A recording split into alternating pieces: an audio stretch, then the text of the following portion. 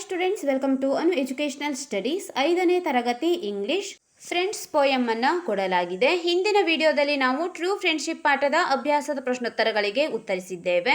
ಈ ವಿಡಿಯೋದಲ್ಲಿ ಫ್ರೆಂಡ್ಸ್ ಪೋಯಂನ ಅಭ್ಯಾಸದ ಪ್ರಶ್ನೋತ್ತರಗಳಿಗೆ ಉತ್ತರಿಸೋಣ. ಮೊದಲನೆಯದಾಗಿ ನೀವು ಇಲ್ಲಿ ಕೊಟ್ಟಿರುವಂತಹ ಪದ್ಯವನ್ನು ಓದಿಕೊಳ್ಳಿ. ನಂತರ ನಾವು ಪ್ರಶ್ನೋತ್ತರಗಳಿಗೆ ಉತ್ತರಿಸೋಣ.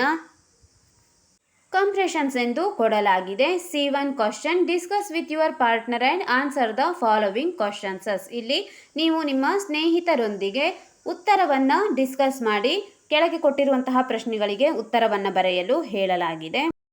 ಪ್ರಶ್ನೆ number 1, what does the child like to do? ಮಗುವು ಯಾವುದನ್ನು ಮಾಡಲು ಇಷ್ಟಪಡುತ್ತದೆ ಎಂದು ಕೇಳಿದ್ದಾರೆ. ಈಗ ನಾವು ಉತ್ತರವನ್ನು ಬರೆಯೋಣ. ಉತ್ತರವನ್ನು ಬರೆಯಿರಿ. The child likes to lie under the shady tree and see the sky ಎಂದು ಬರೆದಿದ್ದೇವೆ. ನಾವು ಇಲ್ಲಿ ಮಗುವು ಮರದ ನೆರಳನ್ನು ಮತ್ತು ಆಕಾಶವನ್ನು ನೋಡುವುದಕ್ಕೆ ಇಷ್ಟಪಡುತ್ತದೆ ಎಂದು ಉತ್ತರದಲ್ಲಿ ಬರೆಯಲಾಗಿದೆ. ಮುಂದಿನ ಪ್ರಶ್ನೆ ನೋಡೋಣ.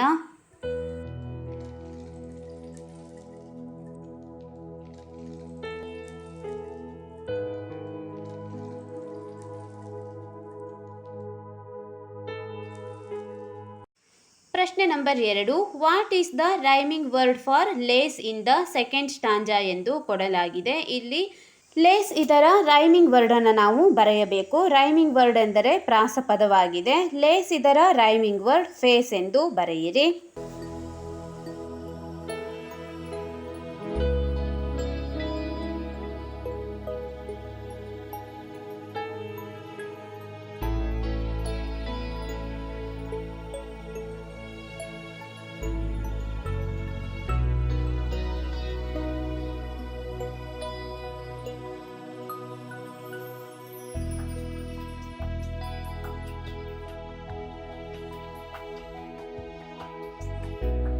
ಪ್ರಶ್ನೆ number 3, why does the wind come to the child? ಇಲ್ಲಿ ಮಗುವಿನ ಹತ್ತಿರ ಗಾಳಿಯು ಏಕೆ ಬರುತ್ತದೆ ಎಂದು ಕೇಳುತ್ತಿದ್ದಾರೆ. ಉತ್ತರ ಬರೆಯೋಣ. The wind blows gently over the grassland and conveys many good things. He is not able to see him but is able to feel his care ಎಂದು ಬರೆದಿದ್ದೇವೆ. ನೀವು ಕೂಡ ಇಲ್ಲಿ ಸರಿಯಾಗಿ ಉತ್ತರವನ್ನು ನೋಡಿ ಬರೆದುಕೊಳ್ಳಿ.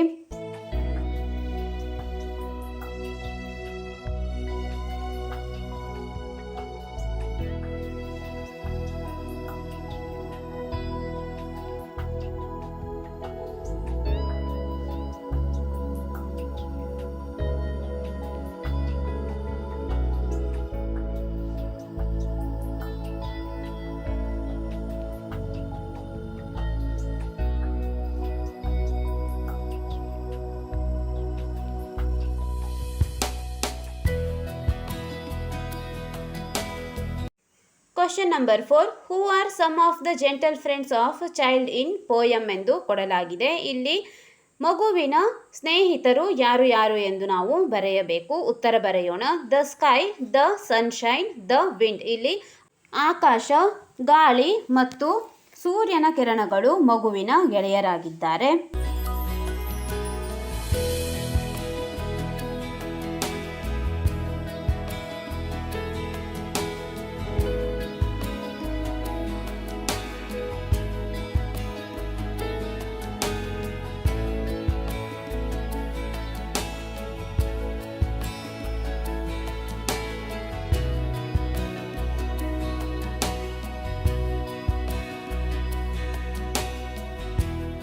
Question number 5, the poet compares the warm touch of sunshine on the face to the dash ಎಂದು ಕೊಡಲಾಗಿದೆ. ಉತ್ತರ ಬರೆಯೋಣ. The kisses of the mother to her child before he goes to bed ಎಂದು ಬರೆಯಬೇಕು. ಉತ್ತರವನ್ನು ಸರಿಯಾಗಿ ನೋಡಿ ಬರೆದುಕೊಳ್ಳಿ.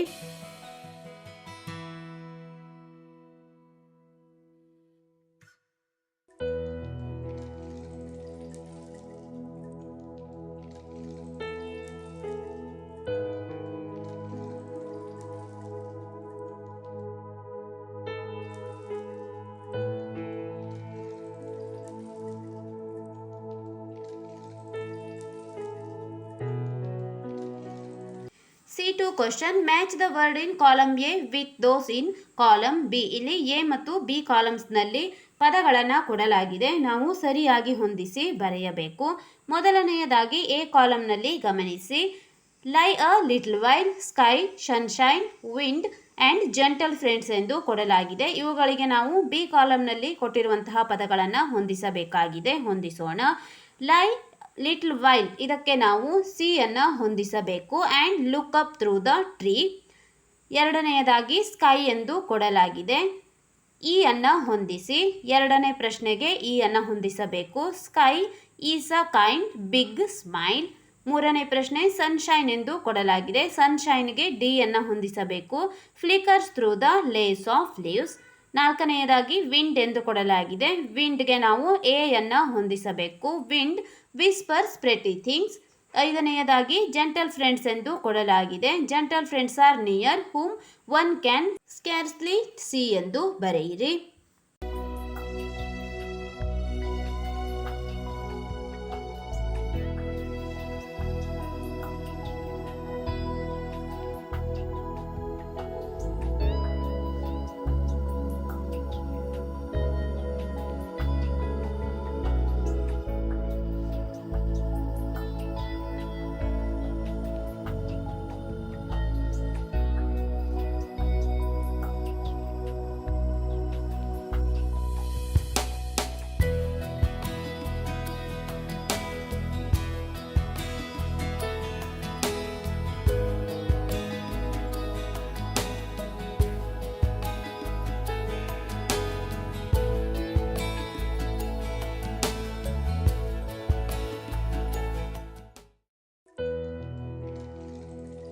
ಇಲ್ಲಿ ಒಂದು ಆಕ್ಟಿವಿಟಿಯನ್ನು ಕೊಟ್ಟಿದ್ದಾರೆ. A1 question, filling the letters to complete the crossword puzzle, use the pictures as clues ಎಂದು ಕೊಟ್ಟಿದ್ದಾರೆ. ಇಲ್ಲಿ ಕೆಲವೊಂದಿಷ್ಟು ಚಿತ್ರಗಳನ್ನು ಕೊಡಲಾಗಿದೆ. ಚಿತ್ರಗಳನ್ನು ಗಮನಿಸಿ ನಾವು ಕೆಳಗೆ ಕೊಟ್ಟಿರುವಂತಹ ಬಿಟ್ಟ ಸ್ಥಳಗಳನ್ನು ತುಂಬಬೇಕಾಗಿದೆ. ನೀವು ಇಲ್ಲಿ ನೋಡಬಹುದು, ಒಂದು ಸ್ನೋನ ಚಿತ್ರ ಮತ್ತು ಒಂದು ಗಾಳಿಯ ಚಿತ್ರ, ಬಲ್ಬ್, ಮೂನ್ನ ಚಿತ್ರವನ್ನು ಕೊಟ್ಟಿದ್ದಾರೆ, ಸ್ಟಾರ್ನ ಚಿತ್ರವನ್ನು ಕೊಡಲಾಗಿದೆ, ಬೆಂಕಿ ಮತ್ತು ಧೂಳಿನ ಚಿತ್ರವನ್ನು ಕೊಟ್ಟಿದ್ದಾರೆ. ಇವನ್ನೇ ನಾವು ಬಳಸಿಕೊಂಡು ಬಿಟ್ಟ ಸ್ಥಳಗಳನ್ನು ತುಂಬೋಣ.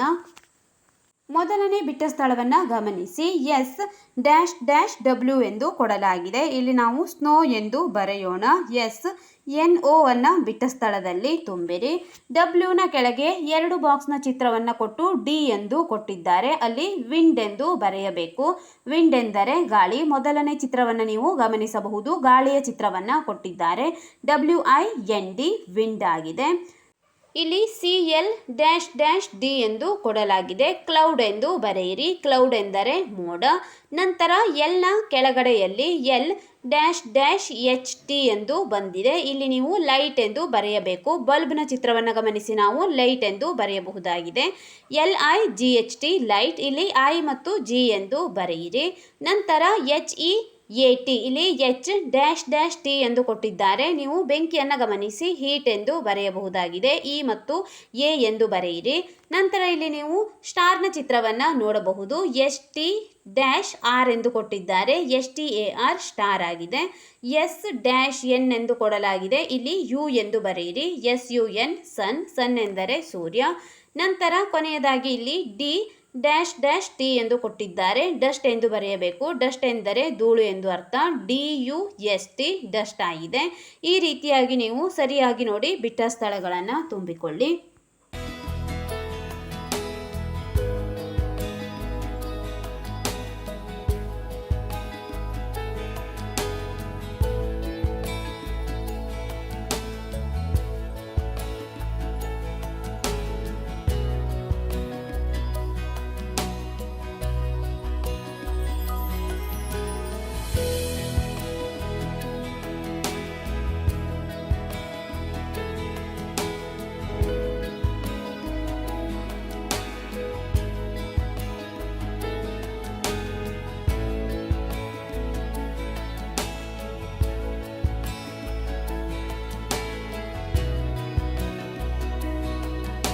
ವಿಡಿಯೋದಲ್ಲಿ ನಾವು ಫ್ರೆಂಡ್ಸ್ ಪದ್ಯದ ಅಭ್ಯಾಸದ ಪ್ರಶ್ನೋತ್ತರಗಳಿಗೆ ಉತ್ತರಿಸಿದ್ದೇವೆ. ಮುಂದಿನ ವಿಡಿಯೋದಲ್ಲಿ unit 3 the child who saved the forest ಈ ಪಾಠದ ಅಭ್ಯಾಸದ ಪ್ರಶ್ನೋತ್ತರಗಳಿಗೆ ಉತ್ತರಿಸೋಣ.